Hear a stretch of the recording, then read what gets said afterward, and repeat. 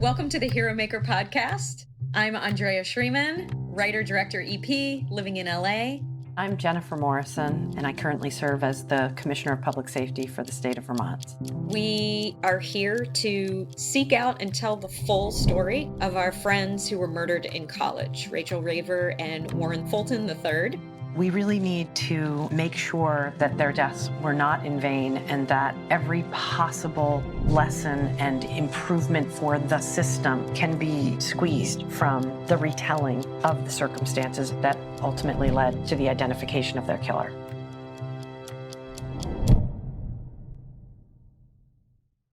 Hi, everyone. This is Andrea. I was so honored that my co-host, Commissioner Morrison, introduced me to one of her law enforcement colleagues for this week's episode, U.S. Marshal John Cary Bittick, who also served Monroe County, Georgia as sheriff for well over 3 decades.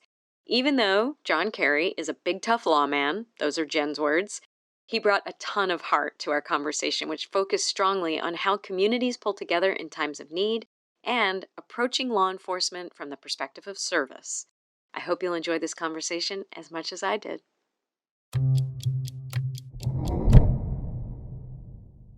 Hi, John Cary. Nice to meet you. How are you? I'm well. Oh my gosh, Jen, you're so excited to have John Cary here. I like it. Hey, this is one of my favorite law enforcement people. Well, welcome to the Hero Maker podcast. Thank you. I'm Andrea Shreeman, and it's just an honor to meet you. I was able to glean a few things from the internet on your career and your life. You're a rancher, is that correct? Yeah, that's right. And you've been a rancher for a while. Long while. Most of my life.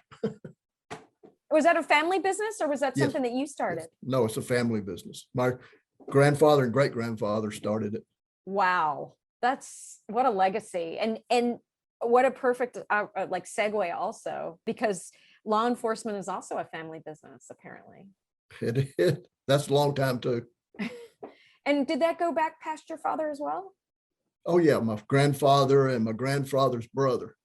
So 1921. Can you expound a little bit on that and the legacy of sheriffs in your family?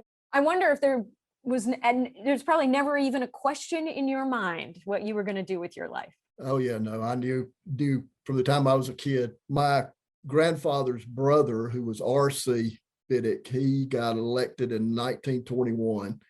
And in 1923, his appendix burst. And of course, in those days, you didn't just go to the hospital. So by the time he got to the hospital in Macon, they couldn't operate on him and he died. Of course, we had the cattle ranch at the same time, but we owned the Ford dealership here. My grandfather ran the Ford dealership. He kind of volunteered part-time with his brother, who was sheriff. So my grandfather ran for office and got elected in 23, and he retired January the 1st of 53. So he was about 30 years. And then my dad ran in the 1960 election, the same election John Kennedy ran in, and got elected and took office in 61. And he was sheriff through 1982.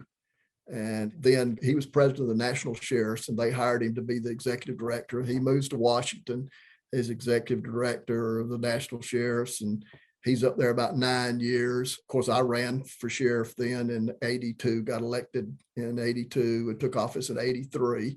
And I was here till 2018, so about 35 and a half years. My dad, after he was executive director, he moved home, and Bill Clinton appointed him U.S. Marshal for the Middle District of Georgia. During the Clinton years, he was Marshal. And then in 2018, I got appointed Marshal. And so I was there for a little over 4 years. Wow. And then I was ready to retire. I just am curious about your purview during that time. What were you actually accountable for? Well, I had the whole Middle District of Georgia, which is 73 counties, I believe. And so it's a really big geographical area. It goes all the way from the Florida-Alabama line in southwest Georgia, all the way up through the center of the state, and then all the way to the South Carolina line in North Georgia. And of course, we had offices in Albany, Valdosta, Athens, Macon, and Columbus. And so we had deputies kind of scattered out through all of those areas, and they worked most of the federal fugitive warrants. And of course, they do work court and inmate transportation and that kind of thing. And then they're in charge of the security for all the different courthouses. And then we had the fugitive squad that operates out of Macon, and they do all the state and local warrants. So they do a lot of warrant service, a lot of fugitive type investigations. Did that feel like a natural progression from the work you had done as sheriff? Yeah, for a sheriff, it's a pretty easy transition because you do basically the same thing. But the only real difference for me was you deal less with the public when you're marshal and more with attorneys and judges and other law enforcement executives. Whereas sheriff, just about everything you do is dealing with the public. So I kind of missed the people interaction part. Can you say a little more about why you think your family's tradition runs so deep? So many people today don't follow in the family tradition. Tell me a little more about how it is that so many generations of Bitticks took the sheriff's office. You know, I think somewhere along the line, probably when my granddad was sheriff, considering that he was sheriff so long, for 30 years, it almost became like you were part of everybody's family and everybody was part of your family. So it kind of, I'm not going to say blurred the lines, but because it's not a negative thing, I think it was a positive thing. And I think you see that in different areas. There aren't that many families where that happens. There are only 4 or 5 in the whole United States that would be in that category of multi-generational sheriff lines. The Radcliffes in Ohio, of course, the McLaughlins, there's us, there's only a few. And what I see, I think, as the difference there is you really honestly become part of everybody's family, and they all become part of your family, and you just wind up dealing with people from that perspective. And it just changes the whole interaction from, like, let's say if you're a chief of police and you come into an agency where you didn't work or you don't have any history, and in a community where you don't have any history, it just changes that whole interaction with people. And the families that look at it like that, they're in office to help people. They're not in office to arrest people or go out and lock a lot of people up and send people to prison. They're there to actually try to help people, especially when people are at a point in their life that they need help the most. You just want to be there for them. Sounds like the quintessential co-production of public safety in an area. If you know the community and have trust with the community to the degree that you just described, it really is what we all, as chiefs and sheriffs strive for, which is to co-produce safety with the community. Yeah, it's like the origins of community policing. I mean, it really goes deeper than that, because you really do look at people as though they're part of your family, and they look at you that way. But yeah, that is the whole object with community policing, is to try to get to some medium with that. You're talking about people in your neighborhood, people who look at you that way and you look at them, and there's this just acceptance that, like, that's who we are. We do the law enforcement, we do the sheriffing. Our family cares for your family in this way. So you're talking about like the other citizens, or are you also talking about people like in city government and stuff like that? Well, no, I'm talking about more like the citizens, the people in the community. And it's just not like the community right in your immediate neighborhood. It's like the whole county, and people start looking at you as though, if I really need help, this is the guy I'm going to. It might not have anything to do with law enforcement. Most times it doesn't have anything to do with your sworn duty. It's something personal for them or something for their family that they need, that you try to, and you get it. You try to get it for them. And that's the great thing about being sheriff, is generally you have the power and the means to be able to do that. You just have to use it for that reason, to help people. Use your powers for good, not evil. That's right. That's exactly right. Yeah, that's one thing is you get to a point where you and your family take a back seat for everybody. And my dad used to have this saying about how to treat people. What he said was, you have to treat the guy that sleeps under the bridge the exact same way you treat the guy that owns the bank. It doesn't make any difference whether they're black, white, rich, or poor, own the bank or sleep under the bridge. They've all got to be important to you. That's a great place to come from in your life and your work. John Cary, are you aware of the death of our friends in college? I am. Jen told me that story. I don't even remember how many years ago, but it was early on after we got to be friends. And I even remember we were having dinner somewhere and sitting around talking, and she told the story about what had happened to her friend. And it, of course, obviously that really touched me. And still to this day, you know, when I think about that situation and think about all of y'all being the age you were when all of that happened and what kind of a shock that had to be, because I can't imagine if that had been me during my college years when I was at Auburn and something like that happened to, I mean, I can't even imagine where my mind would have gone with that whole situation and the loss that you probably felt over a long period of time, because the case was like not solved for a long period of time.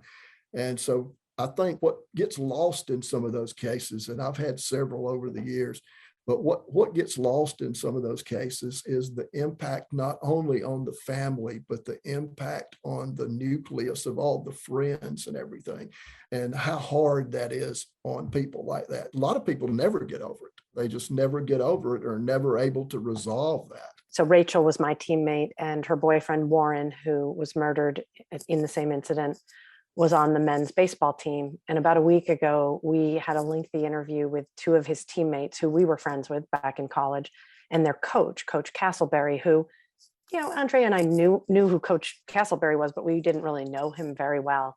And here we are 34 years later, having this interview with teammates from the baseball team and the baseball coach. And it was like not a day had passed. You could hear in their voices the impact of losing Warren and Rachel. And it was just incredible. So I really appreciate what you said about how long the feels last a long time. And we got that in spades during our interview last week, right, Andrea? Yes, but I would like to also bring this back to what you just said, John Cary, which is this idea that this nucleus is impacted. And because what I'm noticing, my theory is that America is full of a bunch of traumatized people walking around.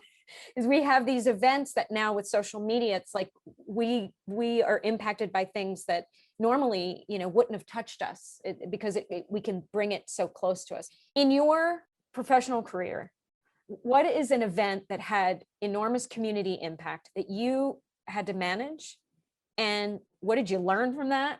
And then what can we look at as a takeaway? Yeah, I can give you a couple right off the top of my head. One was personal to me, and the other was professional. I had a double homicide, and I can't tell you the years, but we had two young Mercer University students that were parking at the lake up here in Monroe County, at a place called The Point. They both didn't show back up, and we got a call, and both of them were killed at the lake. One was outside of the car. The young lady was outside the car, and the man was in the car, and they'd both been shot and killed. And it was a case that went on. It took us over 2 years pulling records and just doing shoe leather work to come up with a lead. And it turned out to be the guy that did it turned out to be an FBI agent's son who was very close personal friends with me. And his daughter and her husband actually sat directly in front of me and my wife at church every Sunday. And that's who it turned out to be. And what I saw there, the impact that it had, you know, not only, of course, what a horrible impact for their parents and their immediate family, but the impact that it had on their fraternity and sorority brothers and sisters at Mercer, and the the Mercer campus as a whole.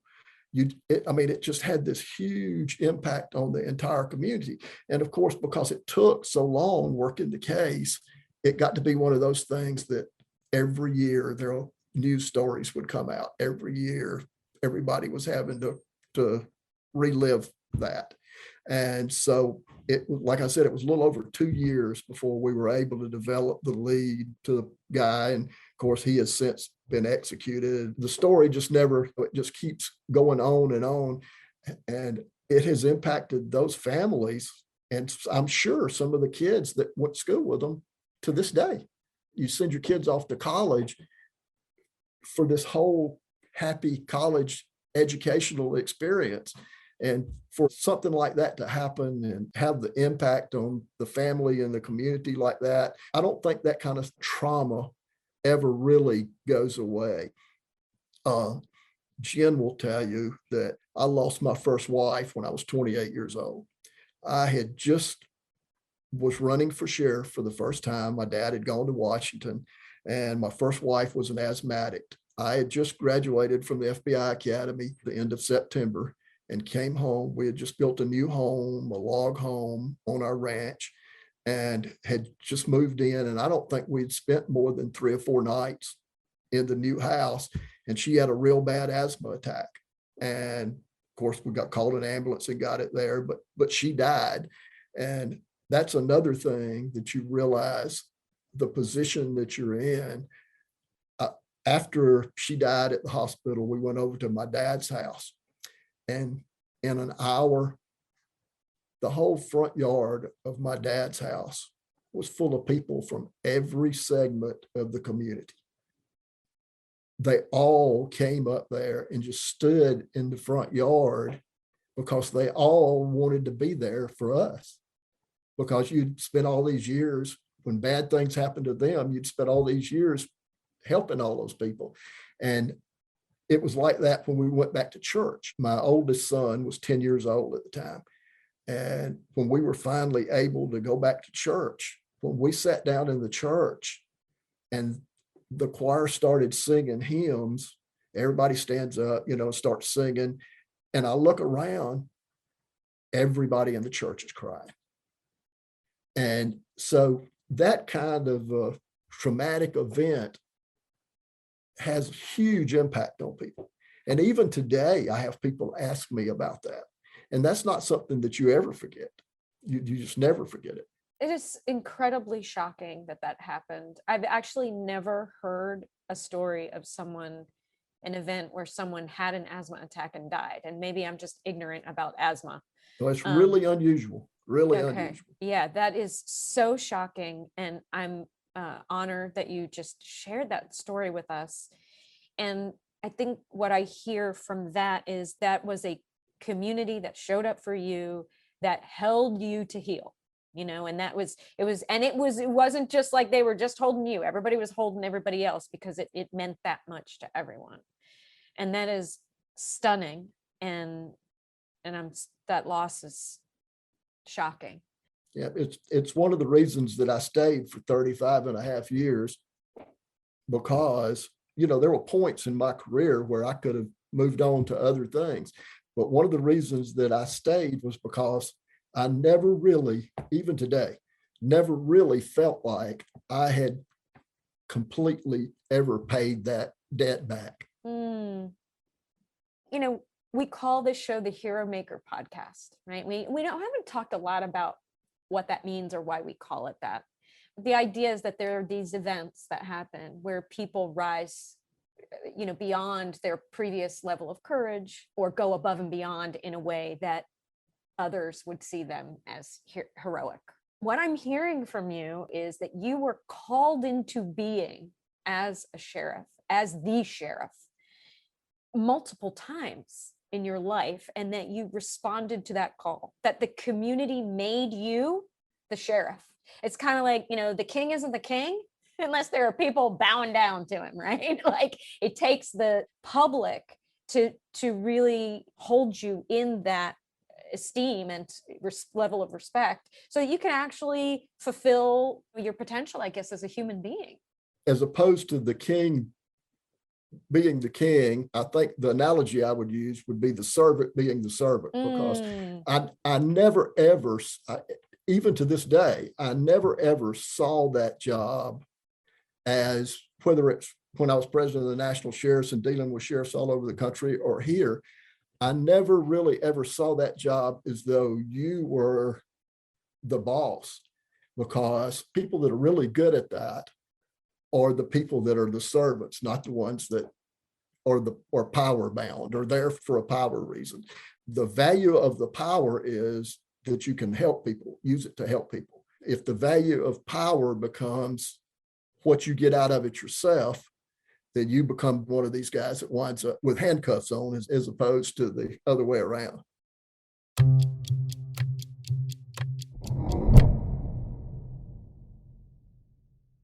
If you or someone you know is connected either personally or as the result of violent crime to Alfredo Prieto, a convicted rapist and killer who lived in and around San Bernardino, California, Arlington, Virginia, and Jamaica, Queens, New York between the years of 1984 and 1990, we'd like to hear from you.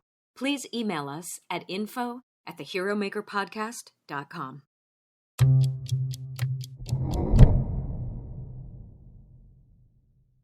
So, Sheriff, when you were talking about the sudden unexpected death of your first wife, it struck me that that happened just before you got elected as sheriff. And so you were still young in your law enforcement career. And I wonder if you've ever had any reflections on how that personal experience fed into or played into your professional role in, say, the double murder you spoke about, or other tragic cases in the community, cases that might have been scary for the community.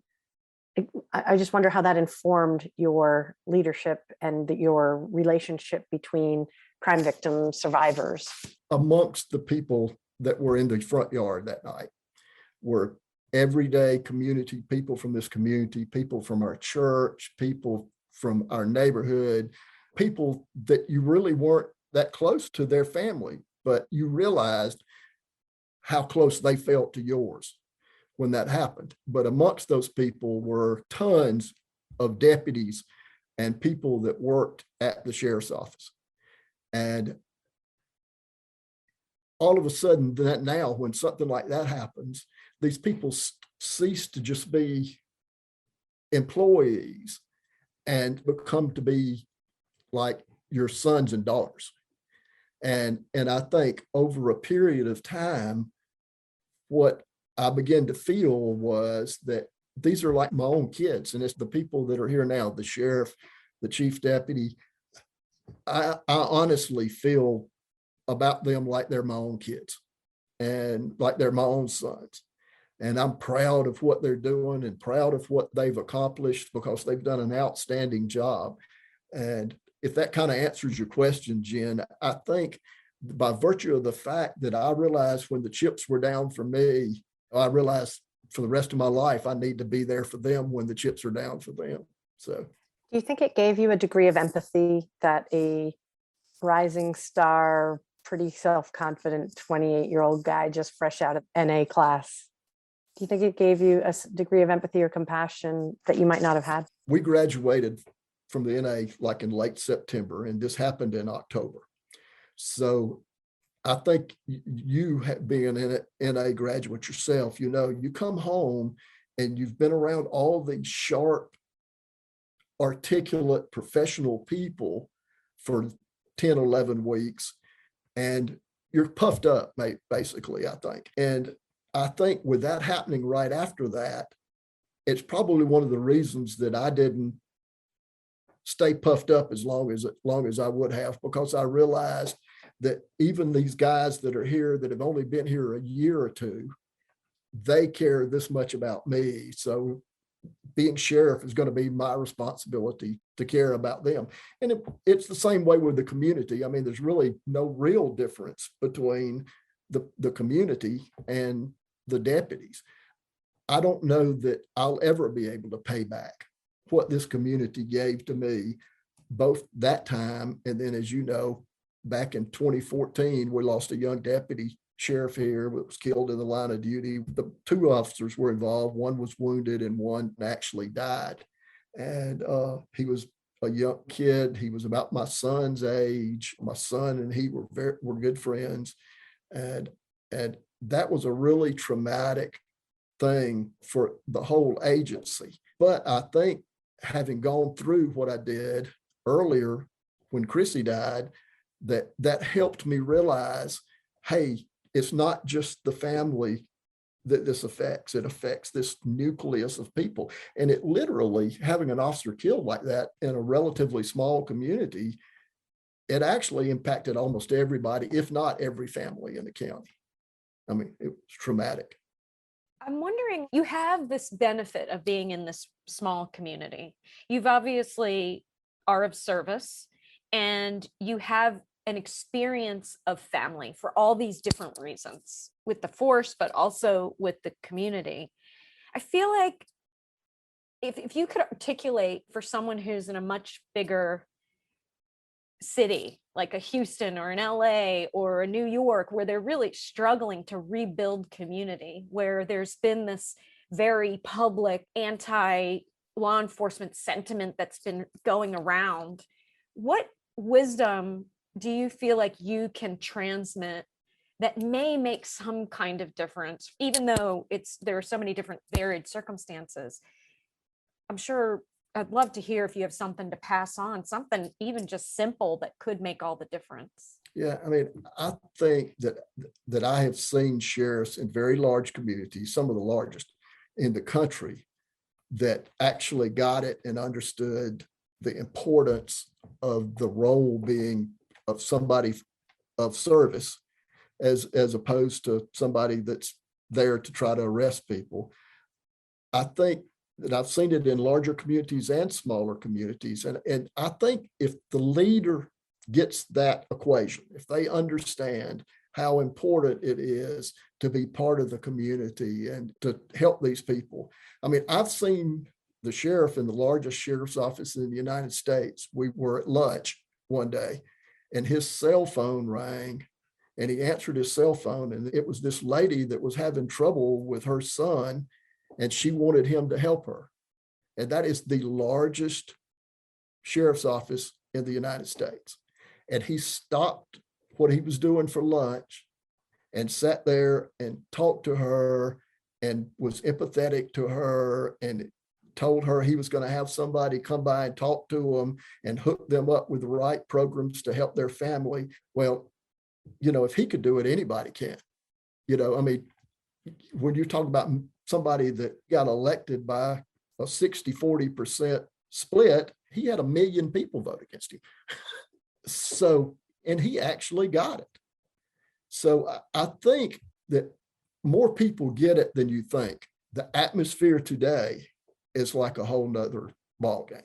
I think the 24-hour news cycle plays into that tremendously. But somewhere along the line, people are going to have to realize we got to tune out this noise, this 24 hours a day of second guessing everything that everybody does, but ourselves.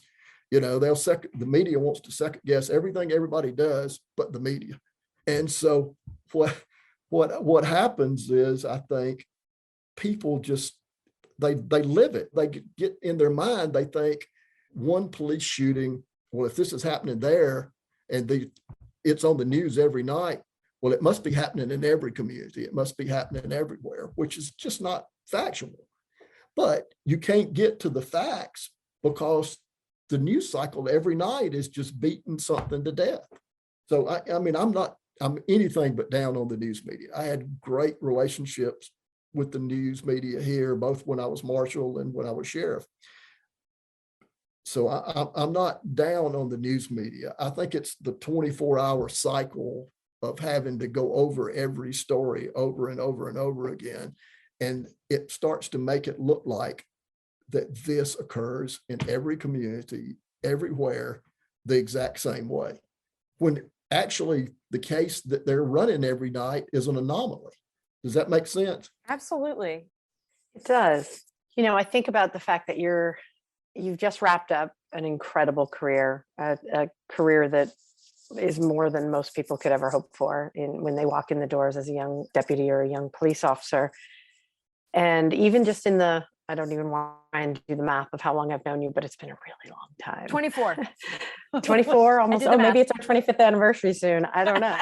But when I think about so much that has changed, I wonder, John Cary, what you would tell yourself if you today could ride in a squad car with you the year before or the year after you got initially sworn in as sheriff, or you starting out right out of the academy. What nuggets of wisdom would you tell yourself? If you're going to be in law enforcement today, particularly if you're going to be a chief or a sheriff or in a leadership position, you better be there for the right reasons, and you better want to be there to help people. Because if you don't, the strain is going to get to you, and it's not going to take long for something like that to happen, because the next traffic stop or the next interaction could be that interaction where you're on the 24-hour news. So it literally is just one traffic stop away for every law enforcement officer in the United States. How long have you been retired, and what do you miss? A short period of time. My last day at the Marshal Service was July the 2nd, so not very long. But I can tell you that even when I was Marshal, and particularly now, you miss the interaction with people. You miss hey, somebody picking up the telephone because they need you for some reason. The biggest thing I miss is the interaction with the public like that, and my ability to help somebody. Now you're just for the most part, you're not using it. Every now and then you'll get a phone call from a sheriff or a chief or somebody that'll ask, do you know anybody in Vermont that can help me with something?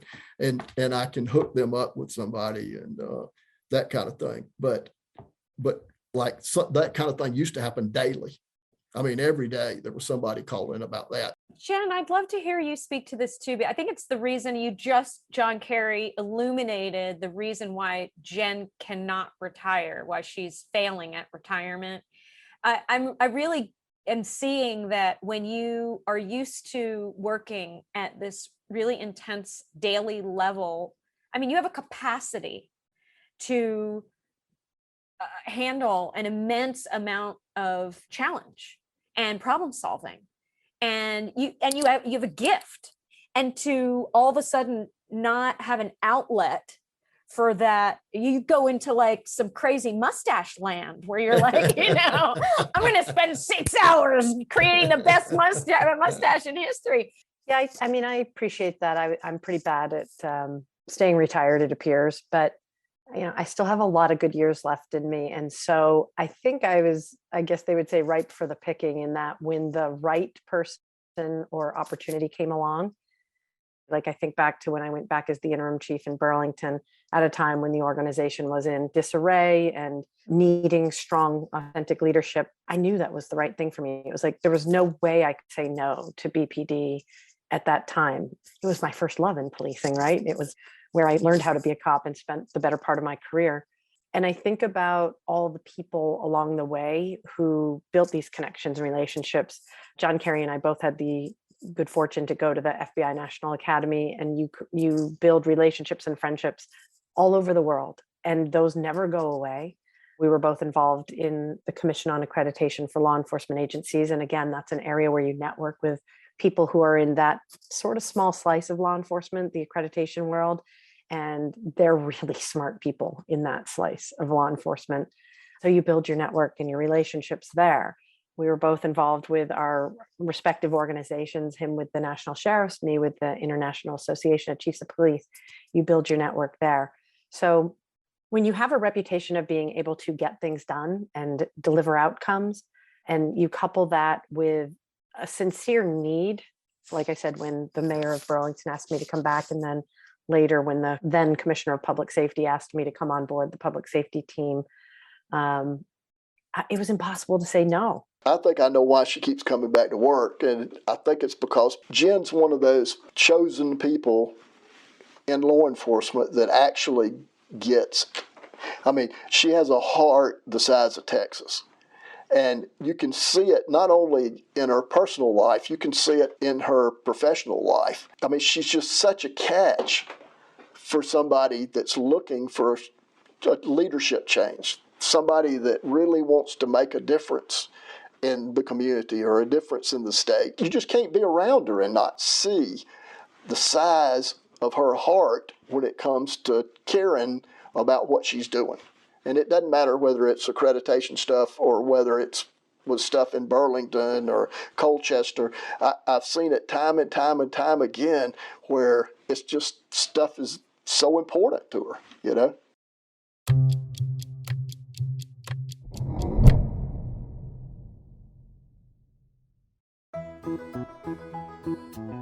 The Williamson County Cultural Arts Commission of Franklin, Tennessee wishes to thank our men and women in blue who help us deliver safe and fun family and community cultural events year-round, including one of the only authentic bluegrass festivals in the country. Bluegrass Along the Harpeth takes place every July and at the Williamson County Fair in August and at the annual Tennessee International Independent Film Festival. Check out our full calendar of events at wccac-tn.org.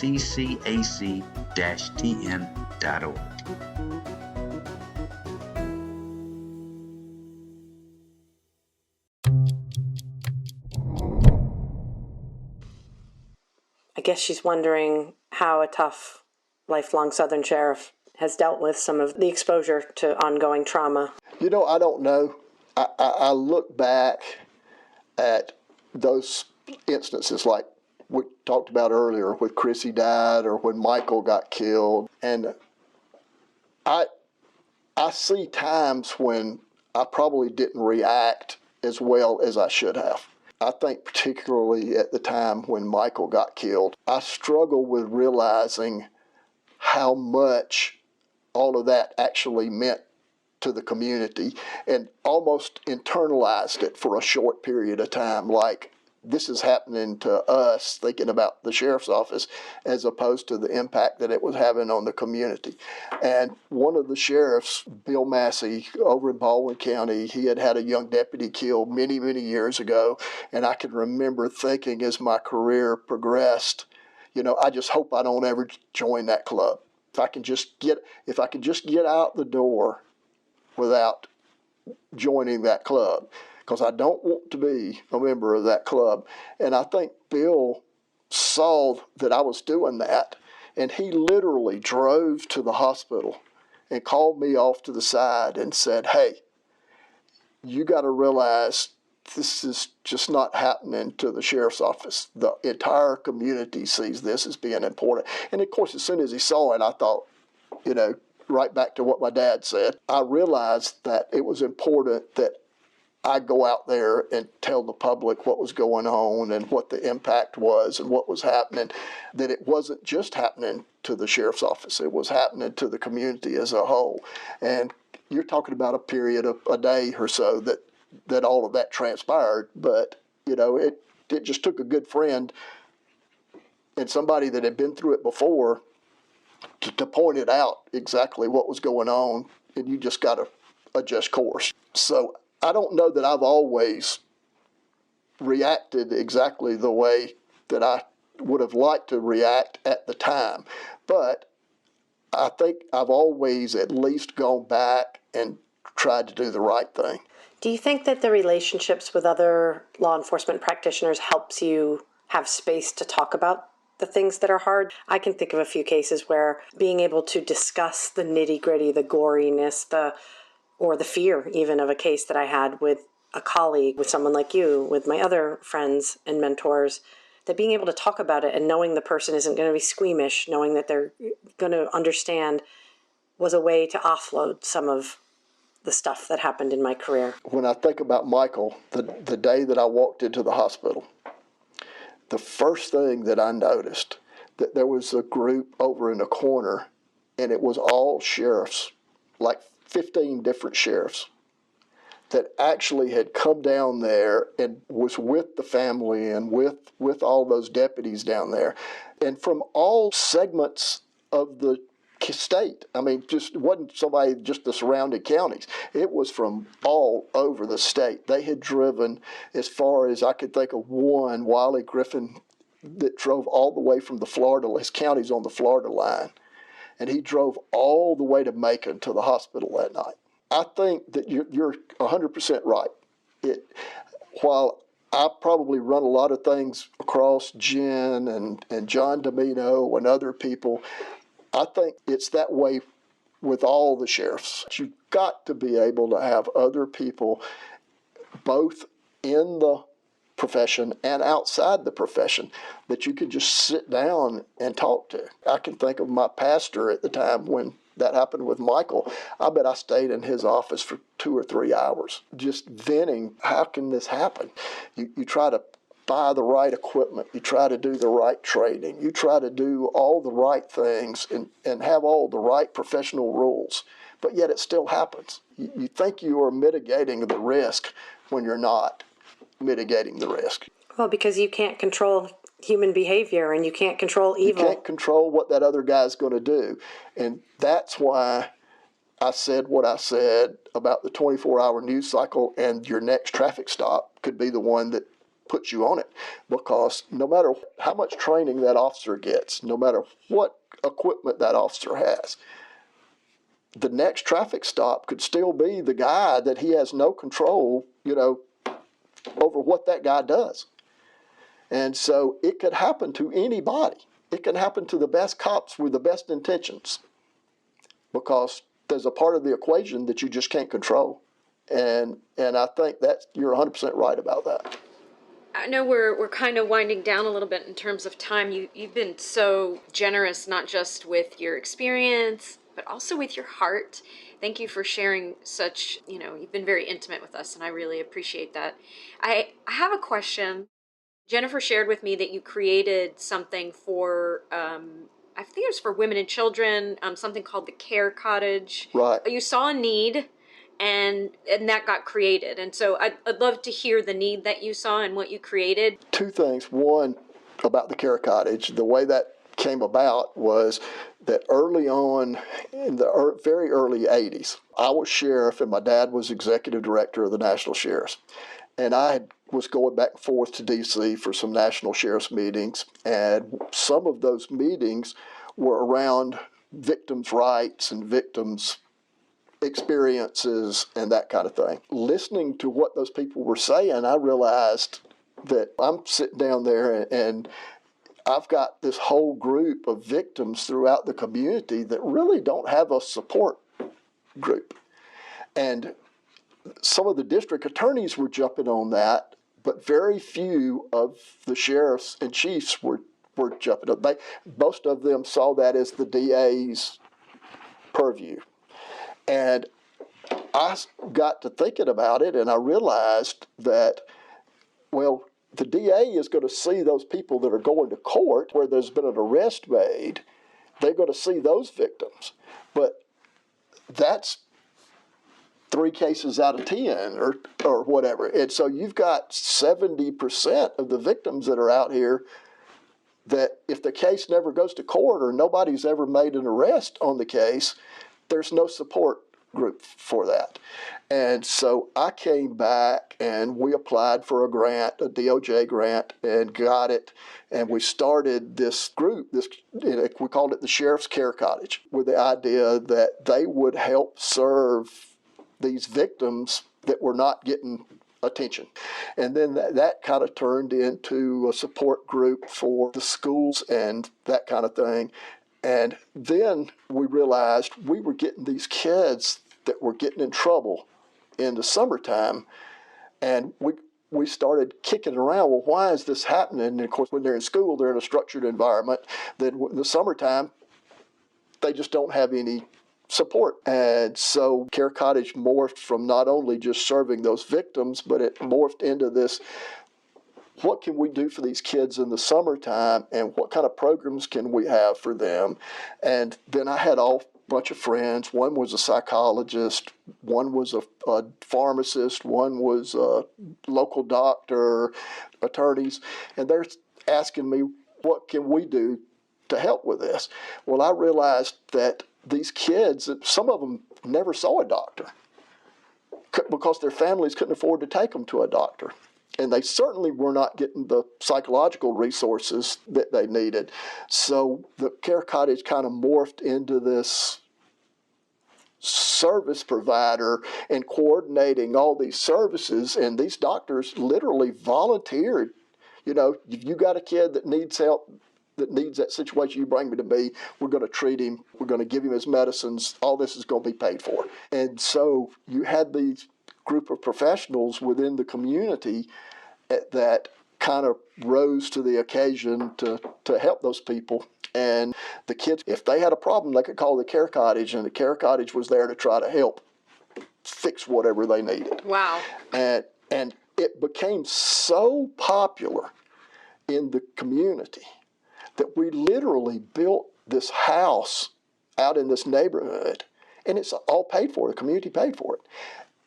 We would put something in the paper, the care cottage needs furniture, and people would show up with trucks with new furniture and just give it to the care cottage. And so the care cottage has always been self-sufficient between the grants that we got and the money that the community gave. They've always had money to do some of these innovative things that you just normally can't get your hands around. But it didn't just happen. Like, people didn't just give money. Somebody had the vision and somebody saw the need, and that was you. Well, thanks, but and you and your team. Yeah. Mostly the team. Less me than the team. Amazing. But also part two of the question, if you could wave your magic wand right now, like I'd love to hear a need that you're seeing out there right now that if you were still in the game, you would want to work to meet that need. Yeah. You know, I would love for there to be a way. And it's not just in the South when you think about it. It's all over the country. But I would love for there to be some way that we could mesh communities together. Like here in the South, it's mostly minority communities and white communities. And they go to different churches. I think that would be a game changer with a lot of the problems that law enforcement faces today, that if we could all be seen some kind of way as being one community and one neighborhood or one, group of people. I immediately think of public schools as like that was supposed to be a way to do that. But then those school lines are drawn on economic lines, and they're drawn on neighborhood lines, and then those neighborhoods tend to get segregated for different reasons. Or public parks, I don't know, maybe they get made in neighborhoods it stays segregated for some reason. I mean, it's a really great question. Jen, did anything come into mind that you've seen that promotes that kind of like interaction between and among different communities and segments of the population? Well, I think what the sheriff is saying is exactly what every credible law enforcement leader is trying to do. I completely identified with what he said about meshing the communities together, and it speaks deeply to me about the concept of social cohesion and collective efficacy, about how we invest in our communities and how we take notice of things that are out of place in our communities. We used to be a community that everybody knew their neighbors and knew everybody's name and recognized their car. We're now neighborhoods of people who drive into their driveway, they click a button, garage door goes up, they drive in, click a button, garage door goes down, and the only thing their neighbor might know about them is that they cut their grass on Saturday and they walk their dog at 6 a.m. every morning and every night. That might be the only interaction they have. So we've really lost that knitting together of communities, and sometimes when I'm talking publicly about it, I talk about the fabric of society being torn, and we really have to find a way to get that cohesion back. Knitting things back together, and that means across all socioeconomic groups, racial groups, religious groups, everybody has to be part of that social cohesion, because we are stumbling around in the dark right now as society at large. I think you're dead right, Jen. It's like everybody has moved into these little group, my team and your team, and I don't know what it will take, but I think for the country to survive, and particularly for law enforcement to survive, we're going to have to get out there and show not only when something bad happens that we want to be part of the community. We've got to do it daily. We've got to daily be part of that community. So I think you hit the nail on the head. Well, I know that we've taken up more of your time than we asked for, and I would like to compliment you, sir, on not just everything that you brought to our podcast recording, but on your incredible tech skills. You did great. That once again was Courtney. So yeah, it's the people you surround yourself with. Well, and that you pretty much just summed up what makes you so special, is that you think it's never you. And the reality is it's always you. Tell the kids I said hey, and it was very nice to meet you, Andrea. Nice to meet you too, John Cary. Thanks for being with us. Thanks to audio producer, mixmaster, and sound designer Andy Bill of Submachine Audio. Thanks also to media producer Michael Doherty. And thanks to me, Hero Maker director and producer Andrea Shreeman. Please subscribe to the show where you listen to podcasts and take a moment to rate us. It really helps the podcast grow. We're also on Facebook, Twitter, and Instagram at The Hero Maker Pod. Want to collaborate or suggest a guest? Please email us at media@theheromakerpodcast.com. The Hero Maker Podcast is a production of Prudent Pictures. Thanks so much for listening.